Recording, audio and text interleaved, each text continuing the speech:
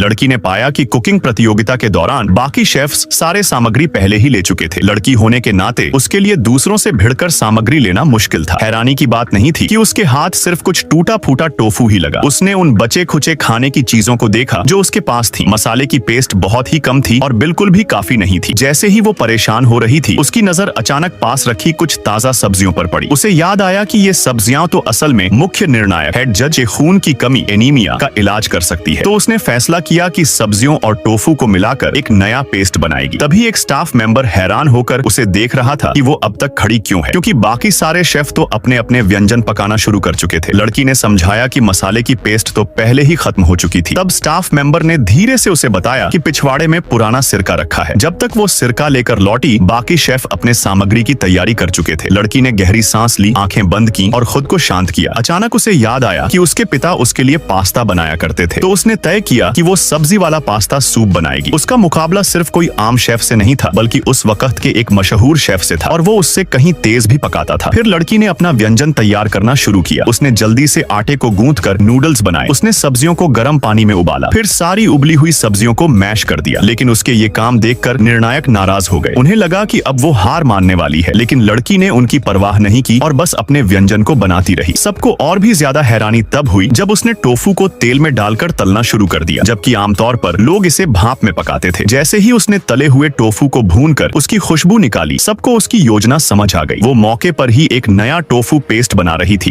ताकि गायब मसाले की पेस्ट की कमी पूरी हो सके। किसी के संभलने से पहले ही लड़की ने अपना स्वादिष्ट व्यंजन पूरा कर लिया। थोड़ी ही देर में प्रतियोगिता समाप्ति की घंटी बजी। सभी शेफ्स अपने व्यंजन पूरे कर चुके थे। निर्णायकों ने पहले बाकी शेफ्स के बनाए व्यंजन चखे। वो मुस्कुराए और संतोष जताते हुए उनकी तारीफ की कि वो सचमुच दुनिया की टॉप 10 क्यूजीन के लायक हैं। फिर निर्णायकों ने लड़की का सूप छकना शुरू किया। जब मुख्य निर्णायक ने सूप देखा तो अचानक उन्हें अपनी दिवंगत माँ याद आ गई, क्योंकि उनकी माँ अक्सर उनके लिए यही सूप बनाया करती थी। और इस तरह लड़की स्वाभाविक रूप से प्रतियोगिता की चैंपियन बन गई।